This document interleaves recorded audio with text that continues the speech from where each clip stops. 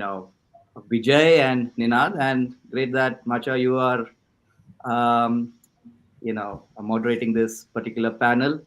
My name is Biplove Belwal. I'm the founder of Nukebox Studios. We've been around for about 14 years now.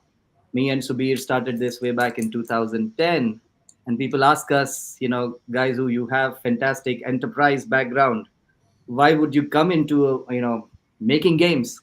And I borrow this from a fantastic dialogue that happened in Ocean's 11. In Ocean's 11, they plan to rob Bellagio. Remember, they want to rob Bellagio Casino, and it is one of the most difficult ones to really crack. And I think it's between the two of them and Brad Pitt, or one of them says, "We will do it because they say it cannot be done." And I think what we had heard was that while Indian studios can do outsourcing, but they cannot create games and they cannot do it profitably. So I think two of these challenges, can we create good games, fun games, and can we make it profitable? And I think in that journey, we've been able to create games as a developer. We have been able to publish our own games. One of our games called Food Truck Chef has done about $18 million so far, published by us, and also run it profitably in live ops. And we've been fairly interesting in the cusp of, also working with publishers. The other title that we did was SpongeBob, that we published along with Tilting Point. So we have a fair amount of experience of working with, large IPs like Nickelodeon and, publishers like Tilting Point. That game did about $38 million. So I'm happy to be here and talk about, the sort of partnership that is really needed between developers and publishers, because I've been on both sides, but as a developer. We are now looking at some of our new games that will be published. We are still thinking whether we should go with publishers or do it on our own. And very interesting, very interested to know Bijay's and Inad's thoughts on where the market's headed and what should we be doing. So I'm glad to be here, and thanks Game on Phone for having us all together today. Yeah, thanks for the introduction, guys. So you sort of very, like you said, you want to hear from the publishers as being a developer yourself, Biplove. And my first question, basically, starting off with Ninad and then to Bijay. Like any publishing deal is a partnership, right? I mean, it's just not a one-way traffic thing. It's a partnership between the developer and the publisher. In your experience, what are the most important factors that lay the groundwork for us for a good and strong and lasting publisher-developer relationship? Interesting question, Mach. And I think a publisher-developer relationship is like pretty much any relationship that you get into, where the vision needs to be aligned with each other. The goals need to be common. I mean, over the years, so we come from a journey of being a developer in the early days and now becoming a publisher, as well as we acquire games. What we look for, and from a publisher perspective, is what is the creative vision that the development team has for the game that they're working on, and also what is the business opportunity because at the end of the day, everybody's in the business to make money, right? I mean, we back in the day when I started off 25, 26 years ago, it took a bit of time for me to realize that, hey, it's not just fun making games, you need to make money as well. And we learned it the hard way. Luckily, our investors kind of believed in us over the years. So I think it's a combination of a common vision of what the game is wanting to be when they launch it, and what's the kind of goal from a business point of view. I mean, what skill sets do both the parties bring to the table to support each other, to complement each other, and build this game, which starts off for every developer. It's like a dream, right? And then you kind of put bits and pieces together, and slowly takes the form of the game. So how do you combine forces to give birth to your dream and then take it forward? So I think that's what matters. common goal, a vision, and more focused approach to building a successful partnership and a business. Yeah. No, it's very good. I mean, what you're saying is right. I mean, you also started off your journey being a developer, like Raisi said, and now you're also developing and publishing. But like Vijay, you heard what Rinad said, and you heard about what relationships. It is like any other relationship, but a little different here because you also need to align your vision and expectations from the outset. And you've been a developer through you and all that, and now you're on a publishing side. What do you think? How do those things built? Like, what is the conversation about that? How are those partnerships built, where your creative alignment, aligns with each other's expectations from it? Yeah, I think from the very beginning, first of all, like a BD like me will go and talk to the developers, right? And it's all about warming up and trying to find, the like almost like the first date, right? From the both the sides, whether we align in terms of the partnership, are we aligning in the same goals, right?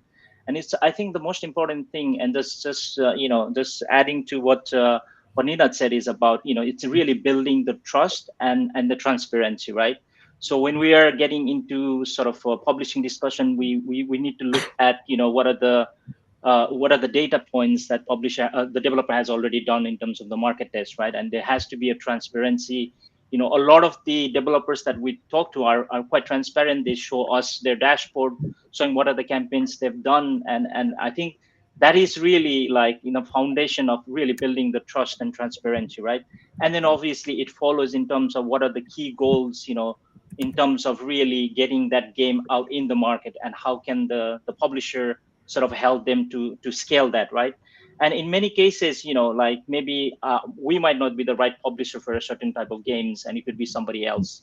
So I think that finding really and trying to basically sing in that the same choir probably is the most important thing. And obviously there is some of the fundamentals of the ways of working, the share of the responsibility. I think that follows when you get into the operational level. Very interesting. Um, and like, I mean, you're scouting for games, of course, it has to align with the vision. But as a developer, Biplav, how do you? I mean, as a developer, like Dinat said it right earlier. He said, in the end, it's about the money. And for publishers, it's pure business objectives. Of course, it is for the developer as well. But like he said, as a developer, you're very bullish on what you want to create. You own it fully. You're very passionate about it. And how do you strike that balance? Yeah. How do you ensure that? I mean, in your relationships, is there any case study where you had to say no to a publisher while the deal must have been rosy, but you had to say no because in the end it didn't match your creative want out of the project? Absolutely. I think as Vijay said, there is a courtship period, right? Before you actually get into a partnership, there is a courtship period where everybody is in their best behavior, right? We talk about what we got, numbers we got, the publishers talking about all the competencies they have, all the expertise they have in your particular genre, and the sort of research they have done, and all that, right?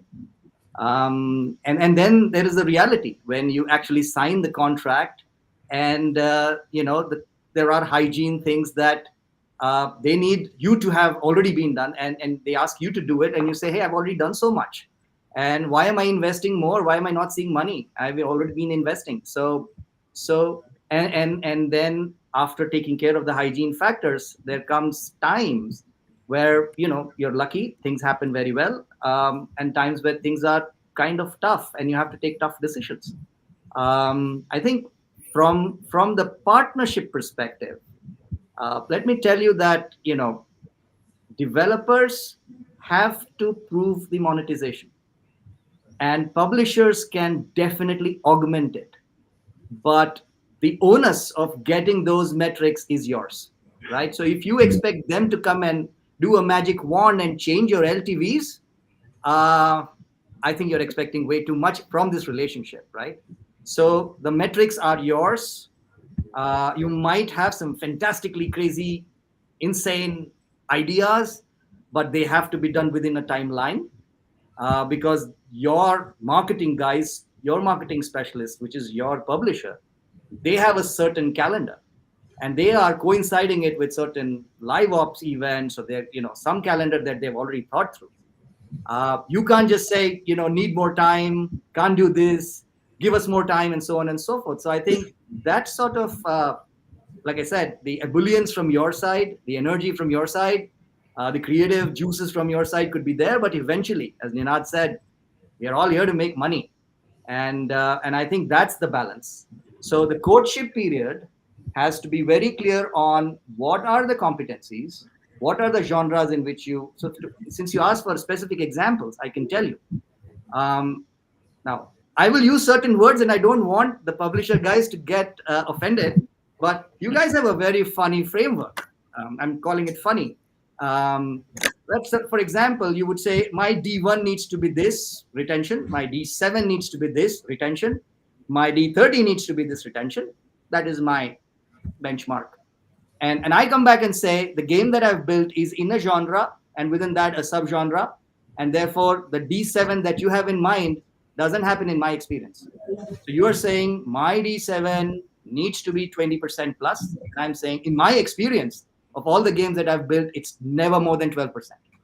Right? So the whole idea is, as a developer, how convinced you are to ask the publisher to kind of give you a second hearing and say, look, guys, here, this is how this whole genre works, and this is the data from the past, right? So like I said, they will come back. Your publishers will have a certain benchmark, but you might have your own experience, and that's the nego.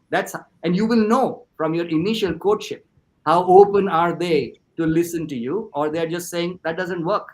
Because if this is the attitude when you're starting, and this is the best period of courtship, what will happen when things go up and down, right? So I think there are a lot of stuff. One, what is their expertise in the genre, for sure. Second is, we all know money can be brought by publishers, but what do they bring in terms of organics? What is that solid depth in terms of organics, which is the X factor, right? I would look at these things as as a developer during my selection of the publisher. Okay. No, I hear you. It's interesting to say that, but I want to ask Ninad and Vijay. Like, you heard from the developer side, right? But how do publishers really balance this out? How do you, as publishers, internally and externally, manage expectations? Like, when Biplove spoke about what a publisher can get, but what the developer really wants, and how you heard from the developer side. But from a publisher side, for young developers out there, or developers who are looking for publishing deals all the time, how do you do this? Like, how do you manage your internal expectations in terms of genres, like he's talking about, but externally also with your developer community? So I think it's a combination of, like Biplove said, the genre needs to be there, plus the research that needs to go in when finalizing things. That, hey, what's the overall potential of that genre of that game, right? I mean, are there any big success stories which are there, or is this just another clone game out there which may or may not fly, right? I mean, there are quite a few games that get inspired by other popular games, and then people just kind of create a quick clone to see if there's quick money involved. Thing is, there's no such thing as quick money. I mean, if you're getting into it for quick money, you're going to end up losing all that money very quickly. So the only way to lose money is to try to make quick money. But I think when we do our research, we do our due diligence, and I think we're talking backstage when Biplove was saying that, yes, there's a very detailed due diligence which goes in whenever they've been talking to various publishers to kind of see that, hey, is this game or is this product or is this relationship viable for the long run? Courtship is always fantastic, right? I completely agree. But the honeymoon gets over pretty fast once you reach D7 from a publisher perspective, the honeymoon starts getting over. So I think it needs to be evaluated further. The goals need to be aligned, that it may not be the developer's D7, it may not be the publisher's D7, but eventually it needs to have one number which both the publisher and the developer buy into. And say, okay, this is what we are going after.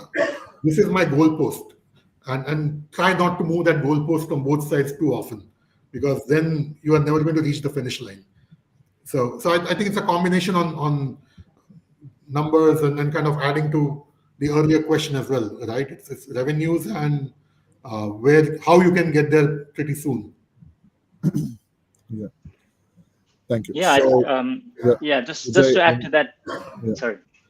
So Right. just to add to that, yeah, yeah. So we obviously look at different metrics. So obviously, retention metric is not just the yardstick. Obviously, at the end of the day, we try to look at different data points in terms of other things like what's the organic coming from the paid user acquisition. What are the maybe even look at the what are the geos from where you're focusing on. Usually we're focusing on tier one, which is the US. Maybe there's a signals coming from Japan or some of the countries, right? So we need to look at the data points.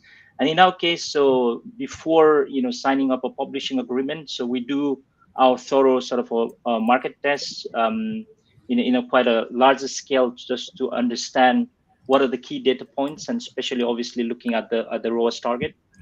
And if there is good signals but that's not reached yet, then we work with the developer to kind of tackle those metrics and try to see that we are both confident that actually with this publishing agreement, then we can then work on to scale the game with obviously work from the developer side and our publisher side, right? So there's a lot of the data points that we need to look at, not just looking on a very sort of a tight angle. Interesting. Then I come to another thing. Like you spoke of genres, and we've got a question from Sankita Sarkar, who says in global markets, most developers and publishers come from different cultural or regional backgrounds. How can they overcome potential communication expectation gaps that may arise due to these differences? I'll start off with you, Vijay, because you all have got presence across. Uh, how do you manage this? Yeah, that's a interesting question, and one of the we did a publishing perception report quite recently across 450 developer across the US, Spain, and France. The developer were 5+ sort of years in operation, and one of the key thing that kind of came out of that report was they expect the publisher to have, so 83, I think over 83% of the respondents said that that they expect the developers needs to have a very diverse background, right? So that was one of the biggest sort of the topic that came out. And one of the quite recent conversation that I was having with a developer with a Russian speaking background was that they were building in the beginning, they were building the company out of Russian speaking individuals and really having the corporate language as Russian speaking. But once they started to scale, and then they had to attract talents from diverse background, it was a big bottleneck because all their processes were in Russian, all their documentation was in Russian. So it was kind of a big overhaul to really change that, right? So I think we are, as you know, we are in operating in a global scale. We are a global publisher, but also we need to have that local nuances that we need to understand that, right? So having background from China, especially in our case from the Middle East, where the Mm, consumption behavior of players are quite diverse. The UI should be diverse, and also the live ops needs to be quite different. So I think having that background is it equips you with all sorts of tools and to really go and battle out amongst the competition, right? Whether it's the tier one countries or whether it's other countries like the MENA or Latin America. So I think mm. diverse background is really important. Thank you for that, Vijay. Very detailed understanding of this. Renard and Biplav, as developers, also you'll not only build games for India, you'll always build games for the world. Um, what do you do like, when you do it in different parts of the world? From your perspective, how do you think these partnerships can navigate cultural differences can be navigated in a partnership? Because Bijay told you about how you need diversity, right? I mean, it's the name of the game. We're all global today. But how can some of these cultural differences be navigated? What are your experiences been like? Biplove, you want to go take Yeah, this yeah, first? sure. So I think, so as a developer of, games, we make casual games for women. For the Western world, these are time simulation games which look at, creative outlet, as well as fulfillment and completionist sort of a persona. I can tell you that, we were in talks with somebody from Middle East, and they wanted to publish our game in the MENA region. um, there are definitely cultural differences in the way they would like to have a woman depicted, or an avatar depicted, or the way they would have a certain interactions happening, right? So that's definitely, something that could be from a production standpoint. The second could be that, they could come back and ask you for a different model altogether. They might be helping you with, the initial customization. They might have some costs built into that. They might have their own app stores where they may be wanting to publish it, and that might, ask you for a different model for, splitting the revenues and so on and so forth. So the business model could be different. The production value could be different.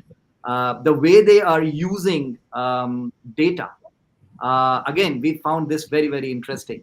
While we would say that, the interpretation of data is similar across, different publishers across the world, we found that the interpretation was also different in different geographies. I don't know, maybe Bijay, you're smiling. I'm pretty sure you've come across that. But I think these are the things that I have experienced as you try to do that. Like, for example, if you go to Southeast Asia countries, the payment systems are not that well developed. So a publisher there might bring in some value to say that, we can actually support cash cards. However, this is our value add to this entire money making process, and therefore this is going to be our cut. So different regions, different territories have different business models. They have different value that is coming as a publisher, as a production value, as a payment value, as a tax value, as an access value. Or the simple thing is, they're saying that in our region we do not have many games which are meant for women, and you are bringing that to the table, and therefore we are ready to negotiate with you because there is a scarcity. So it all depends on, which region you are talking to. That's been my experience. Okay.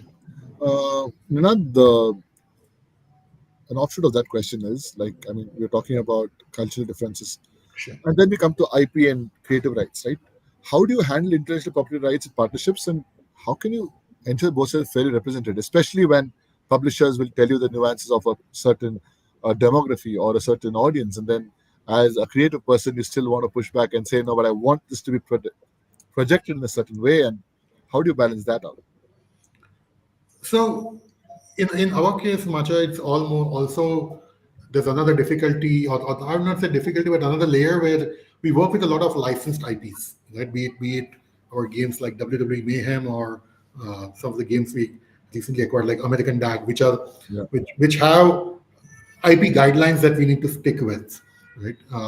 And typically we publish these games ourselves, or when we acquire the game from another developer, we try to look at, okay, how do we match the cultural synergies. So adding to both what Bijay said earlier, and also Biplove, like when we acquired one of our recent games, it was done by a Russian developer. So the code base was in Russian, and we said, hey, I mean, to kind of understand that and make it more democratized so that our development team in India can work on it further was a big challenge. But at the same time, because there was also an IP which was more popular in the North American region involved in that game, some of the cultural nuances were needed to be taken care of, right? I mean, for example, humor in games can often get lost in translation, especially when you're doing a narrative game, right? It may appeal to the North American audience. It might not appeal to some other geography, especially when it gets localized. So we kind of try to find that balance. We work with partners across geographies depending on what our strengths are, and what are the strengths of these partners, to give the best possible gaming experience, which does justice not only to our IP owners, but also to the gamers who are coming to the game. Because the gamers are initially coming to the game looking at the IP. And if the IP does not translate into a fun game, it's not a viable decision, both from a business perspective and from a player satisfaction point of view. So yeah, we kind of try and walk a very tight rope in juggling between cultural differences, commercial negotiations, and final quality game development. Nice. We've got a question from Madiha which says, how should developers negotiate terms to retain creative control while benefiting from publisher support? Uh, it's really interesting. I mean, we spoke about this a little earlier, but any anything from Madiha that you guys have had? We can start off with you, Ninad, and then Biplav, and then Vijay. Anybody can take the Yeah, spot.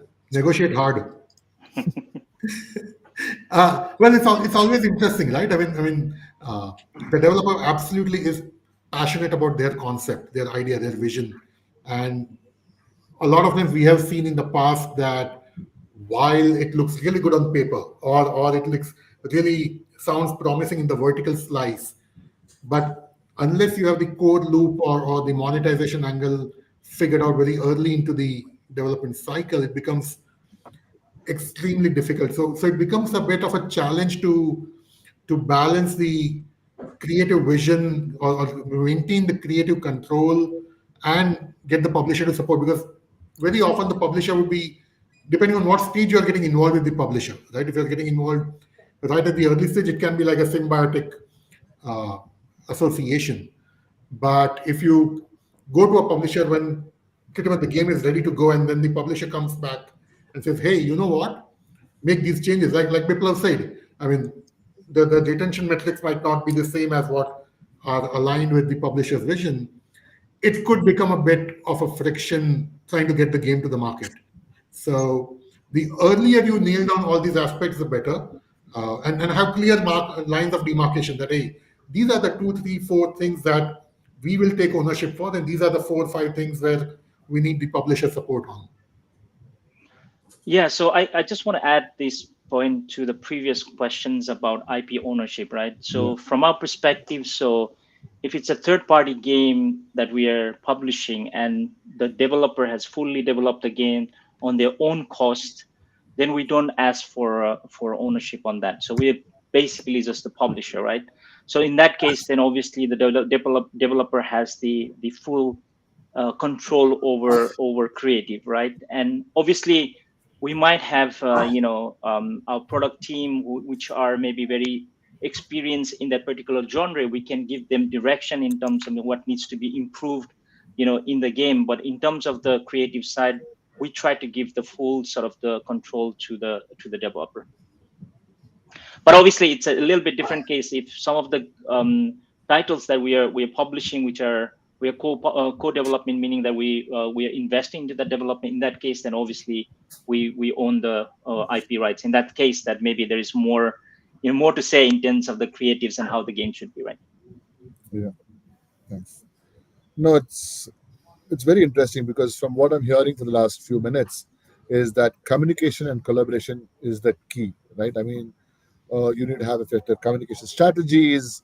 Uh, you probably need to do strategic check-ins and meetings to ensure that everybody is on the same page and the same level playing field. Uh, but what happens once a game is launched? I mean, a lot of this communication before that, before you get to the deal, and then you're in live ops, the game's launched. Uh, and we have a question from Andy Richardson to you, Biplav. But before that, what role should publishers play in the continuous success of the title, especially in terms of marketing updates and community management? And Andy Richardson adds to this by asking, how important is it for publishers to provide long-term support post-launch, and how does that benefit both sides? So So there's a bunch of questions here. Yeah, no, I was just saying. Sorry, I was just trying to sum it up. Yeah. My question must have sounded like an answer. Apologies. No, so basically, the communication and collaboration is the key to everything in a relationship. But And I think one thing this that question I wanted to was, add, how important is it for publishers to provide long-term support post-launch, and how does that benefit both sides? yeah, I think before I answer the long term support, I think one thing that I wanted to add was, um, as a culture of a studio, there is a very quick shipment that you need to do. Now, you don't have to fight for creative control. You have to continuously be shipping out things. Your features are coming out, your content's coming out, and you're doing rapid A/B split testings, and you're able to show uplifts. Now, as Ninad started by saying, we are all in the business of making money. So as long as your counter is ringing and your uplift is seen, and if your uplift is there in your retention numbers, it will translate a little bit into monetization. If the new feature or content that has come, or something that new creative launches that you're doing, is going to increase the engagement, it's increasing the number of sessions, it's increasing the time for which people are playing, it's going to lead to monetization. And as long as a studio you are able to have that rapport with your publisher to say, look, this is my pipeline, this is my content pipeline, this is my feature pipeline, and this is the way I'm actually either quickly killing it, and I'm not really married to my concepts, I'm not really married to the creative universe that I have around me, it is all finally down to numbers. I think the publishers do support you. So for me, it's down to finally quantifying everything as KPIs. What is everything leading to? What sort of uplift came from what? And I think as long as that is aligned, I don't suppose there are too many disputes. One interesting thing I wanted to share with you all is that when we were doing SpongeBob, and it's an American title, and all that, we had major indoctrination happening in our studio. We were watching all episodes of SpongeBob right from day one, and our publisher were American, and there was so many sort of acculturation things that we did with them, so that we do not have Indianization of SpongeBob happening, right? Because again, your audience is North America and tier one countries, right? So I think those things are a prerogative and also a duty for the developer, so that they can do justice to the IP. Now, coming back to the question on the long-term support, the developers definitely bring in a lot of competence when it comes to creative production, but publishers bring in their depth in terms of analytics. And this is the art, science, and mathematics of making money, right? Data. Long term, in the long term, those kind of insights are super helpful to the developer, number one. Number two, in the long term, the publisher will tell us which channels are making more money. They will tell us which UA channels are more effective. Should you be doing only Meta? Should you move to Google? Should you look at AppLovin? Should you look at Mintigral, and so on and so forth? And those are the things they are learning from all the products they have published across the world. So they will always be reducing your cost of user acquisition. So your CPI has to reduce over a period of time, and that's the learning. Number three is the developer doesn't have to continue to invest in these tools. They can, all this investment, all this cost can move to the publishers, right? So they bring in expertise to reduce your running cost, your operations cost. They will bring you whatever is really working in the world of maybe playable ads, and that comes to you, and that adds a lot of value to you in terms of growing your own teams. So a long-term association with a publisher, and of course, the basic premise is that you're all making money. Things go wrong when there comes a time where as a developer you feel you need to invest a little bit more on UA, and they are not convinced about it. And I think that's something we can discuss in detail. What do you do then? But as long as things are going well, these are the places where there's a lot of collaboration we have seen with our publishers.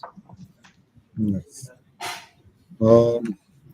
To both of you all, Ninad and Bijay, Adam Marak has this question, and which is leading from where Biplove was talking about, is what role does data-driven decision-making play in optimizing the success of a partnership?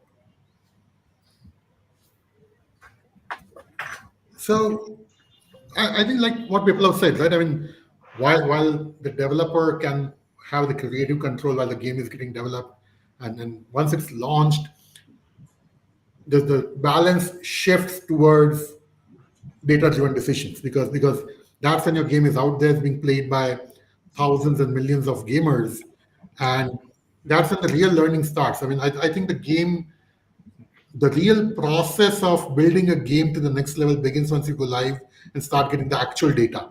Till then, it's more of the vision and the dream and the focus, and a lot of it is on paper. Once it goes live, it translates into actionable items where data-driven decisions really help. I mean, uh, various KPIs, right? I mean, retention being one, engagement, and if your retention and engagement are really good, monetization will get translated. I mean, revenue will come through. So the product team at our end constantly keeps monitoring the product health to see, hey, what's working, what's not working, what needs to be fixed.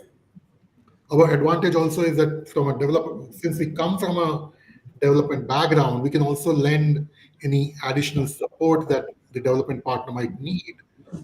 One thing which I wanted to bring about is, as a developer, don't be shy, don't be afraid of asking for help if you are getting stuck somewhere or you're lacking somewhere, right?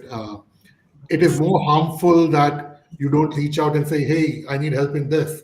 And which is where the publisher is also there as a part of the partnership, that if they don't have that expertise in house, they can reach out to their extended network and try and get those things, be it live ops, be it managing UA, all of that. I mean, so I think data definitely, I mean, to come back to the original question, data driven plays a critical role in the success of a game. I think if you have a degree in data as a data analyst or data engineer, I think you'll have no problem getting a job, because I think these are probably, apart from the user acquisition, I think this is probably the two most wanted sort of a role in gaming. And actually, I mean, just to elaborate, I think in gaming, I think gaming is one of the most advanced sector in terms of living and breathing data, right? So we go into such a granular level that what kind of creatives are working for for marketing, right? I don't think any industries are up to that level. We do A/B testing on a daily basis, even changing the little color in the logo. How does it work, right? Which is, so I think it's all about collecting the data, analyzing the data, and hopefully, like, proving that hypothesis that this is working than the other. And these are all based on the collective data that we collect and then process, and then get the insight out of. So I think data is everything. Obviously there's the creative factor, but I think especially that once the game is launched, I think data becomes quite an integral part of scaling. That's, I mean, like data is the new oil, like a big businessman in India said a few years back. And you're absolutely right, Vijay. I think we've got about 8 minutes left. While we don't have to going to get more questions, one thing that we didn't touch upon is the funding part of it, right? Uh, in a sense, like, sorry, yeah, what are the funding models like in publisher developer relationships? Uh, like, Biplove, sometime earlier you spoke about revenue split, and Brandon Timbers is like, uh, do you have a best practice approach for splitting revenue, or is it different with different partnerships? So, to answer that question, first tell me, what are the different funding models that we have, and are there any new things in the market also? Absolutely. Happy to share what I've been learning of late. So it all depends on when is the courtship really beginning. So if the game is in its MVP, minimum viable product, and you have not done your marketability testing, there could be co-development sort of opportunities with the publishers, where you really show them, this is your hypothesis, this is your research, this is what you think this game is going to make, and you have done, the first MVP, and you're going for a marketability testing. And once you're done with the marketability testing, you can definitely show that the core loop is working. This is the kind of feedback I'm getting. This is a small amount I've spent on it. Would you like to participate in this? So I think that goes into the realm of co-development. Let's say you're beyond that, and you are, in your alpha and your beta.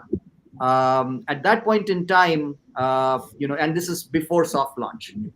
There could be other model where they can help you in the production planning of it. They can again come in, bring in money as well as expertise, right? So the publisher brings two things here.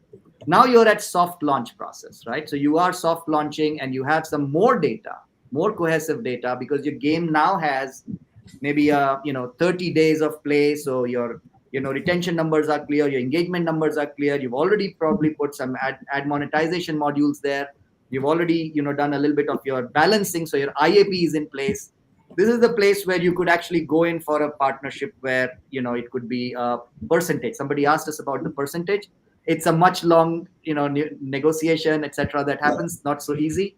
um, and so that's the money that is coming in from the publisher that you need to grow your grow your business. But as I mentioned, the partnership is much more than the money that they bring in. They are bringing in production value, they're bringing in data insights, they're probably also funding the money to produce the game, right? So money can come in various sorts: to produce, to grow, as well as consulting that comes. Otherwise you will pay to somebody for this consulting, right? So these are the very clear three values that are coming from them.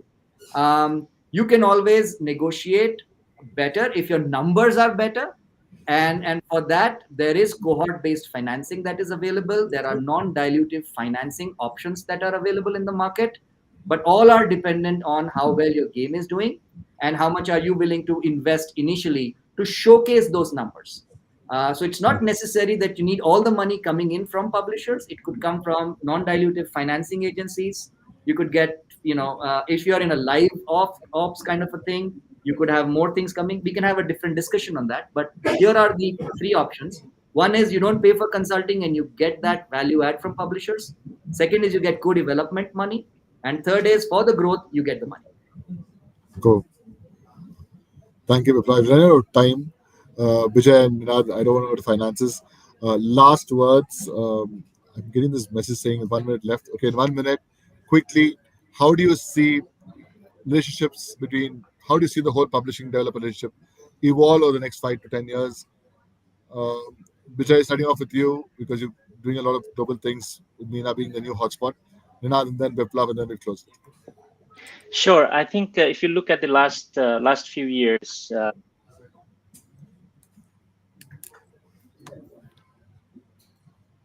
impossible to really break through that top grossing chart, right? So for the new entrants, so it's only a very established developer. So as a startup developer, as an indie developer, as a smaller developer, I think I think the best way forward is probably working with a publisher, the established publisher who can really take your game to the next level, right? So I would really consider exploring your options with not just one publisher, with multiple publishers, because a lot of the publisher, they specialize in certain genre. And again, I think we talked about the chemistry, what kind of publishers that you have a good chemistry with, and what are your ambitions level, right? So as a small developers, I think the best way forward is really looking at the partnership on the publishing side.